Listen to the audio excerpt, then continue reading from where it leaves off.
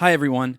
If you're like me, you have found mobile phones in the classroom to be both a blessing and a curse. There are times when I want my students to have access to the outside world, but there are other times when I just want my students fully engaged in the classroom without distracting technology. This is where our sponsor Flipped comes in. Flipped is a first ever classroom engagement application that keeps students from getting distracted by their mobile phones when they're learning, and it does it in a really clever way. Some instructors have even reported that Flipped has been associated with increased grades and reduction in attrition. If you are interested in learning more about Flipped, please visit flippedapp.co/psych. That's FLIPPDAPP.co/psych. Welcome to Psych Sessions, conversations about teaching and stuff. I'm Garth Neufeld, along with Eric Landrum, your podcast hosts. This is a special edition of the Psych Sessions podcast, IntroPsychSessions, conversations about teaching introductory psychology, where we showcase some of the best teachers from across the nation, from high school, 2-year, and 4-year institutions. We hope that you'll find this helpful as you go to prepare your own intro psych class for the upcoming year, as we talk about assessment, course design, and pretty much everything else. So let's get right into it. Please enjoy Intro Psych Sessions. I am back at Samford University with Steve Chu, and today we are going to talk about introductory psychology. So thanks for doing this for us. I was here a year ago, almost to the day. Pretty much, yeah. Doing an interview with you. But different building. Different office. Yeah, no construction today. Mm-hmm. So I really just want to get a sense of how you teach your class, and we talked about this a little off air, so I'm just going to fire with some questions if that's okay. Sure. So first of all, can you just give us an idea of like what is your class like? How many people? Who is it? What kinds of students? Those kinds of things. Okay. So our sections of general psych are around 50 people, 50 students, which is kind of on the larger side for us. It's a general education option for social sciences. So, you can take general psych or sociology or political science or macroeconomics, but we're by far the largest general education option. And a lot of students have to take it also as part of their course requirements. So for nursing and things like that, exercise science. So it's a course which has relatively large enrollment. It's got a lot of students who are interested in psychology, but a lot who are just fulfilling a requirement, either general education or a requirement for their degree program. Okay. So wide variety of students. It is, yeah. Yeah. And what are you? How are you thinking about the course? So how are you structuring the course before day one? So it's evolved over the years. It's a pretty, I think, standard outline. It's driven by the same sequence of topics. So. I start with history and research methods and, sort of the basis of how psychology is a science and separate from intuition and what we think we know without actually doing research. So I really try and establish that first, and then I move into brain and behavior as my first content area. And the rest of it's pretty standard, I think. I mean, that's pretty standard set of topics, I think, the way it goes. So I think it's structured pretty traditionally. I mean, I remember it was the same when I took general psych all these years ago. It was structured pretty much the same. So you cover you cover 16 chapters of the textbook? Or? No, and that's I choose to cut out a few, and I know. Oh, you have to tell us which ones. You got to tell us. Okay, well, this is going to get me in a lot of trouble. It always does for everybody. I cut out the motivation chapter. Pretty much, it's probably worth revisiting, but for a long time, I couldn't make motivation into a story a coherent story. So we would start talking about animal motivation, then we'd move to like human need for achievement or something like that. And it was like a collection of topics that and I couldn't really create anything that was sort of coherent at a higher level. So it just didn't make sense to me. So I cut that one out. I cut out the health psychology one, not because I don't think it's important. I mean, I feel kind of guilty about like not talking about stress and things like that. It's just something that I'm not as familiar with that. So I tend to, and it's not the one that I think the students are expecting to cover, like behavior disorders and psychotherapy. So I can't cut those out, or they'll just wonder what in the world was going on with the course. So I tend to cut that one out too. So yeah, so it's the emotion and motivation chapter and the health chapter tend to be the ones I cut out. Yeah, what do you think that voice is within us that we feel bad about cutting content? Well, I mean, I guess you're trying to say that this isn't as important to me as others, but I mean, it's not that I know they're important. It's just that it's probably the ones that I'd have the hardest time doing a really high quality job on. So I couldn't really do them justice in some ways, the way someone who actually is in that area could do justice for it. Right. And do you have any chapters or specific topics that you think you could never cut this out of Intro Psych? Yeah, I could never cut the brain chapter out. To me, that's just really fundamental. My old advisor in grad school, Jim Jenkins, used to say that we always have to start with the brain, because if we don't tell them how the brain is structured, they'll make it up on their own, and they'll think things are possible that aren't. And so, I see that as pretty fundamental. I just really couldn't see anyone. If someone else like left that chapter out, I think that just wouldn't qualify. And that's my bias. I know other people like don't include that one. Then the memory chapters, because that's my area, I think. I think those are the most critical one is the brain chapter. So the memory chapter is just the one because I think there's so much you can do there that's relevant, and and then maybe.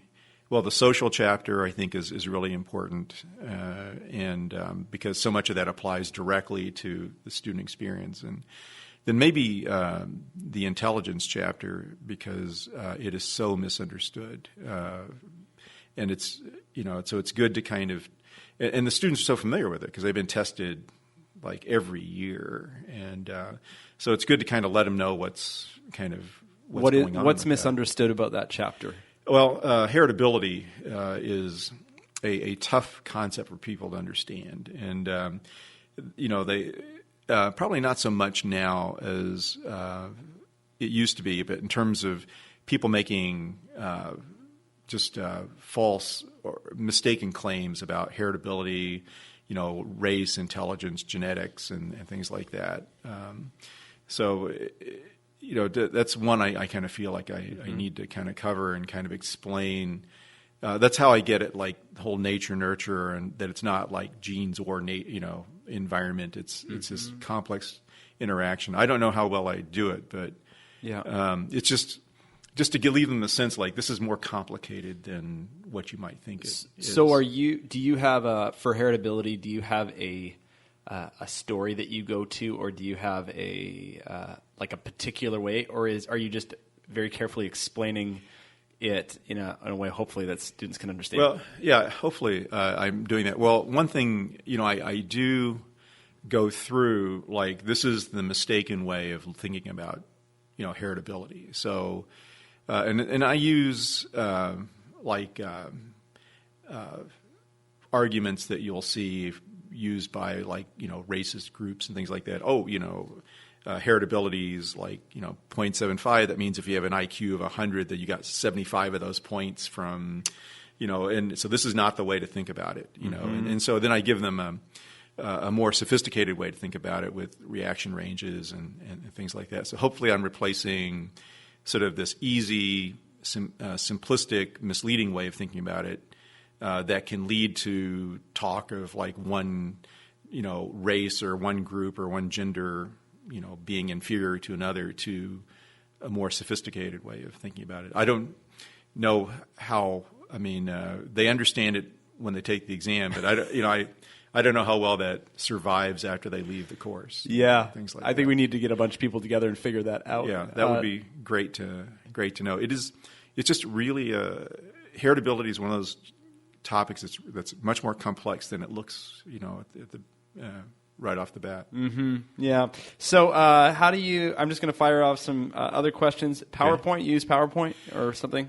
Well, that's interesting. So I do now, and I will tell you that I taught general psych this last fall, and I don't think it was particularly successful for whatever reason. I had like a quarter of the class drop by the end of the, we have a really late drop deadline, and so I started out with about 40 and ended up with about 30 or so. So I, for whatever reason, they just didn't kind of buy into the importance of the course. So they were more concerned about their grades than they were about like sort of meeting the standards that I was trying to set. But one of the issues I think I had was actually the use of PowerPoint, because I typically didn't make much use of PowerPoint in the past. I like just using chalkboards. So I'm kind of a low-tech person. I use PowerPoint when I need to like display certain things visually. But then I moved to this classroom where I didn't actually have a chalkboard, so I had to use PowerPoint exclusively. So it was like I was sort of creating these a lot of new PowerPoint slides, and probably had too much text on them, and I was still getting used to them and things like that. So I was probably going through what a lot of new assistant professors go through, trying to get their PowerPoints in order and things like that. It was interesting to talk to you a little while back when I asked you to do this, and you said, yes, I would like to talk about it because I had an unsuccessful class. And I appreciate that somebody as seasoned a teacher as you are is still growing, is still learning from mistakes. And but that's for the next interview. We'll talk about all that. Okay. So let's see. So you right now you're using PowerPoints. You already talked about story. Do you use demonstrations, activities, labs, those kinds of things in your class? I use activities a lot when I can. We don't have a separate lab section, so I don't use like my psych lab or things like that. I could, and other faculty do, but I've just not done that so much. A lot of things you can demonstrate in class, and I think if you can integrate it within the class itself, it becomes more relevant to the students, and you can kind of keep track on how they're processing things and things like that. So we do a lot of memory demonstrations and things like that, a lot of sensation perception kinds of things in class. So I try to do a lot of demonstrations that will help the students understand. Mm-hmm. What about assessment? How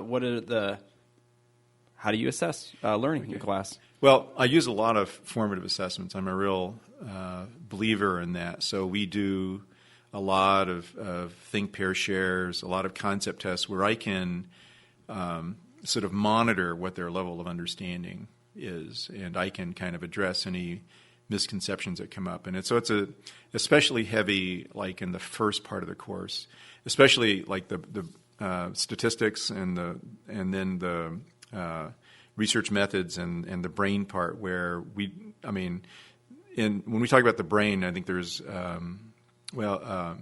like we almost spend a whole class session just going over like making sure they have correct understanding of things. And actually the same is true with statistics and research methods as well. So it gives them practice using it, and it helps me to see exactly where their level of understanding is. So, yeah, I'm a big believer in formative assessments before an exam. And I tell them, this is the kinds of things you're expected to be able to do on the exam. Mm-hmm.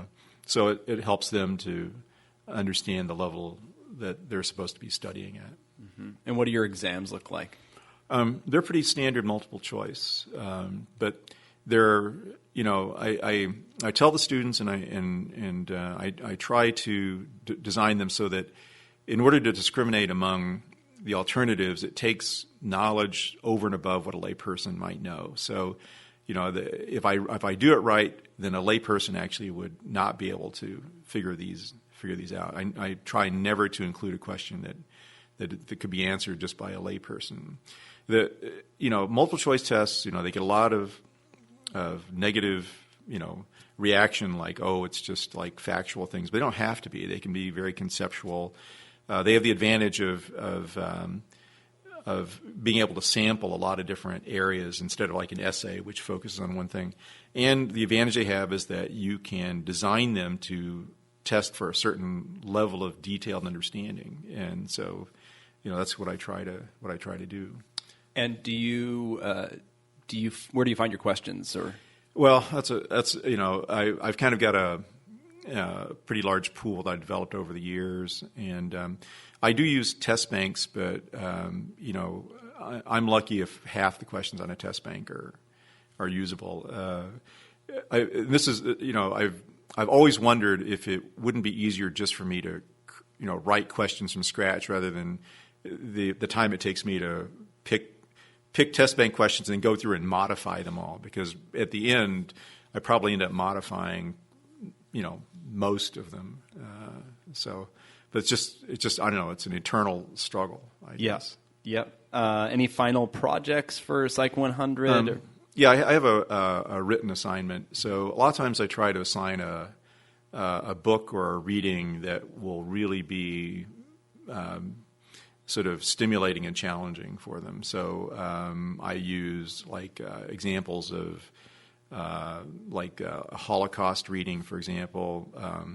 One I've used a lot is there's a book by Christopher Browning called Ordinary Men, and it actually talks about the police units who actually carried out the Holocaust and the social influence, the social pressures they were under, and it's a really intriguing reading because it makes all the things you learn about with Milgram and Ash and conformity and things like that really very real and concrete.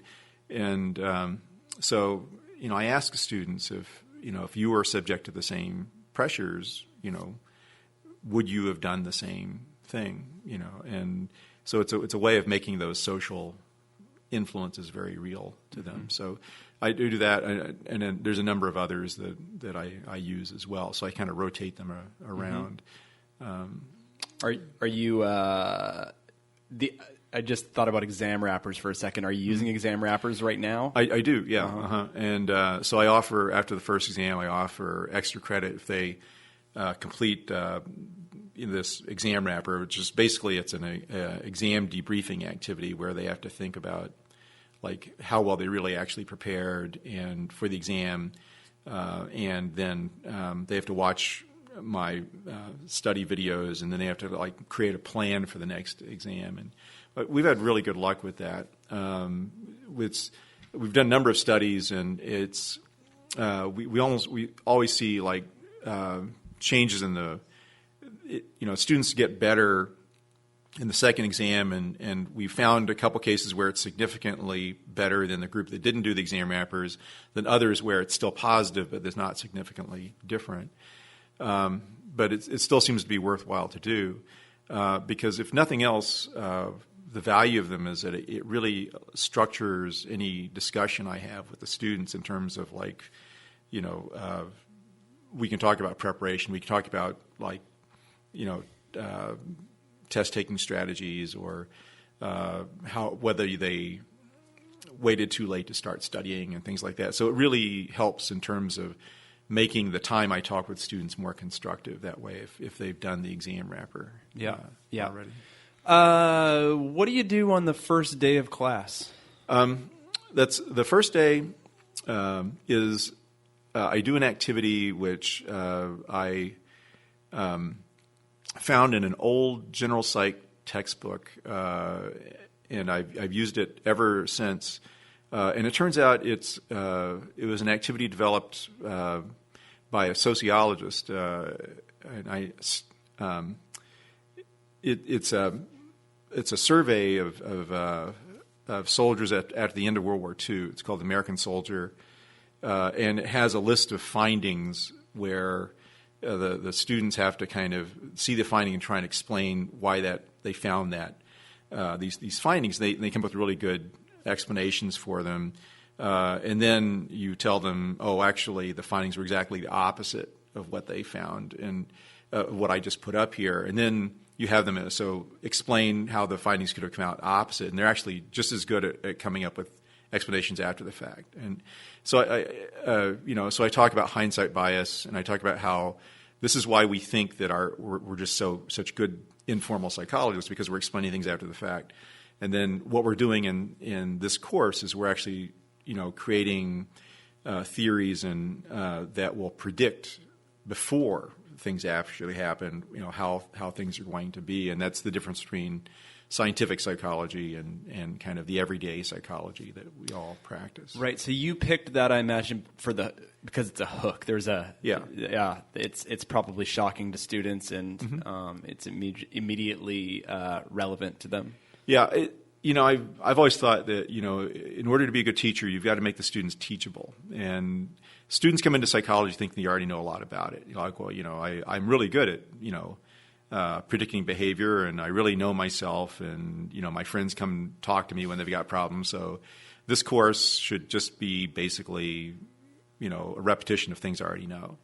And so you want to sort of get them out of that mindset. You want to get in the mindset like there are things that, I don't know that I'm going to learn in this class, and it's actually worthwhile. So I don't know as much as I think I do. I think that's kind of the definition of a hook for any class, is where you got to start by making students teachable. To convince them that there's things that they don't know, that it's important for them to know, and they can learn it in this class. Yeah. Just a couple more questions. So talk about how you have thought about content and skills. Okay. I think a certain amount of content is important. I've already talked about the content that I think is really critical. But skills of thinking like a psychologist, approaching a problem like a psychologist is really, really important. So the students should be able to understand like what a scientific approach to behavior looks like, and how it is different and better than an informal approach. So I think that's like one of the critical lessons from general psych. They should come out of it realizing like how psychologists approach a problem, and that behavioral issues are more complicated than they initially look.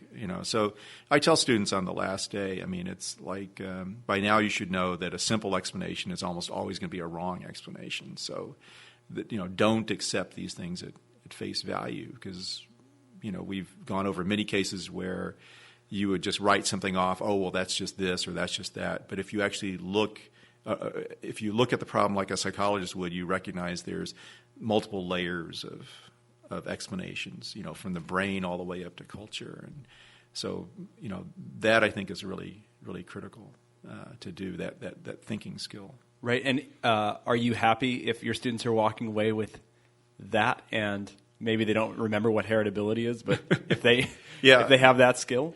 If they just think back and when they see something and they think, well, I bet there's really more to that than what what's obvious, then I think that's a real win. I've thought about this for a lot. Like, what are the ultimate goals of general psych? And I think ultimately what I want students to recognize is that psychology is an interesting and really worthwhile and valuable field because of what it can reveal. And if they come away with that, then I'm pretty happy.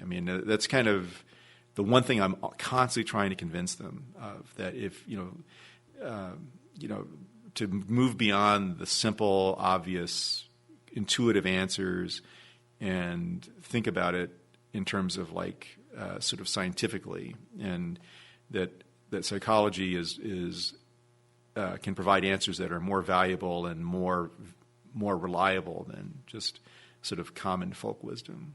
And it sounds like those skills, we started this little conversation with you telling us about all these different types of students who are in your class, but those skills translate to all those students and wherever they're going. Yeah, I hope so. Which is, I think one of the great things about our class.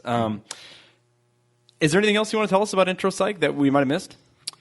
It's the most challenging course to teach because you're taking them from not just zero knowledge, but misconceptions to their first sort of schematic understanding of what the field is like, and that I think is in the greatest teaching challenge. I mean, if you can do that right, then all the other courses after that are actually much easier for the students once they have that